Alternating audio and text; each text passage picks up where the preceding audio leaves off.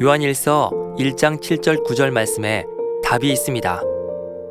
저가 곧 우리 하나님께서 빛 가운데 계신 것 같이 우리도 빛 가운데 행하면 우리가 서로 사귐이 있고 그 아들 예수의 피가 우리를 모든 죄에서 깨끗하게 하실 것이요. 만일 우리가 우리 죄를 자백하면 저는 미쁘시고 의로우사 우리 죄를 사하시며 모든 불의에서 우리를 깨끗게 하실 것이요 라고 말씀했습니다. 이 말씀에 따라 먼저 죄를 자백해야 합니다.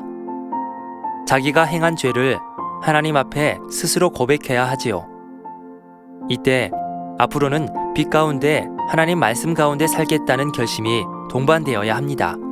말로만 잘못했습니다, 용서해 주세요 하고서 아무렇지도 않게 다시 같은 죄를 지어서는 안 되지요. 죄를 자백할 때는 철저히 뉘우치는 심정, 즉 통회하는 심정으로 해야 합니다. 이렇게 마음에서 철저히 뉘우치고 실제로 빛 가운데 행하는 사람이 될 때 성경 말씀대로 예수의 피가 모든 죄에서 깨끗하게 해주신다는 사실입니다. 비유를 들면 하나님의 뜻은 동쪽으로 가는 것인데 이와 반대로 서쪽으로 간 사람이 있습니다. 이 사람이 참으로 회개하려면 먼저는 하나님께 제가 하나님의 뜻을 어기고 서쪽으로 갔습니다, 잘못했습니다, 용서해 주세요 하고 자백해야 하지요. 그리고 방향을 바꿔서 동쪽으로 가야 합니다. 그러면 하나님께서는 그가 서쪽으로 갔던 일을 용서해 주시고 서쪽으로 갔던 기록까지 완전히 없애 주십니다. 이사야 43장 25절에 하나님께서 나 곧 나는 나를 위하여 내 허물을 도말하는 자니 내 죄를 기억지 아니하리라 말씀하신 대로이지요. 그런데 말로는 서쪽으로 가서 죄송합니다, 잘못했습니다 해놓고 여전히 그 자리에 머물러 있거나 계속해서 서쪽으로 가고 있다면 죄 사함 받을 수 있을까요? 아닙니다. 서쪽으로 갔던 죄에 하나님께 거짓으로 회개한 죄까지 플러스 된다는 사실입니다.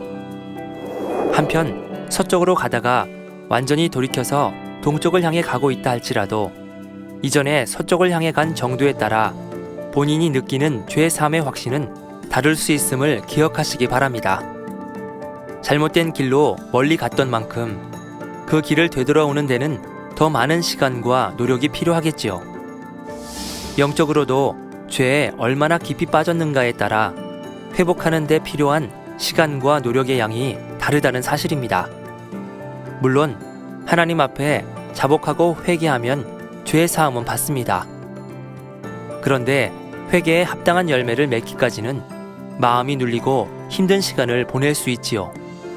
이 과정에서 혹 어떤 이들은 내가 죄 사함 받지 못했는가 하고 불안해하기도 합니다. 그러나 같은 죄를 다시 짓지 않고 변함없이 빛 가운데서 회개에 합당한 열매를 맺어가면 자연히 마음의 눌림이나 불안이 사라지고 성령의 충만함을 입을 수 있게 됩니다. 그러면 회개에 합당한 열매를 맺으려면 어떻게 해야 할까요? 이전에 자신이 지었던 죄의 근본된 죄성을 마음에서 온전히 버려야 합니다. 예를 들어 예전에 간음의 죄를 지었던 것을 회개했다면 간음이라는 죄성을 온전히 벗어버릴 때에 비로소 죄사함의 확신이 든다는 사실입니다. 회개한 후 다시 그 같은 죄를 짓지 않았다면 이전에 지은 죄는 사함 받았습니다.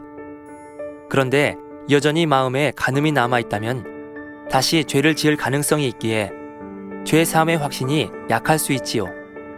따라서 이전에 지은 죄를 사해주신 하나님의 은혜가 정녕 감사하다면 그 죄성의 뿌리까지 뽑아버려야 합니다. 그럴 때에 그 누구도 빼앗지 못하는 죄사함의 확신과 하늘로부터 주시는 평안이 임하게 됩니다. 여러분 중 혹시 마음이 죄의 짐에 눌린 분이 계십니까? 아버지 하나님께 나아가 모든 죄를 자백하고 회개해 보십시오. 그러면 용서해 주십니다. 시편 103편 12절에서 14절에 동이 서에서 먼 것 같이 우리 죄가를 우리에게서 멀리 옮기셨으며 아비가 자식을 불쌍히 여김같이 여호와께서 자기를 경외하는 자를 불쌍히 여기시나니 이는 저가 우리의 체질을 아시며 우리가 진토임을 기억하심이로다 했지요. 아버지 하나님은 진심으로 회개하는 자녀를 용서해 주실 뿐만 아니라 빛 가운데 살아가도록 은혜와 능력도 주십니다. 이처럼 좋으신 아버지 하나님을 중심에서 경외함으로 항상 은혜 충만, 성령 충만한 신앙생활을 하시기를 소망합니다.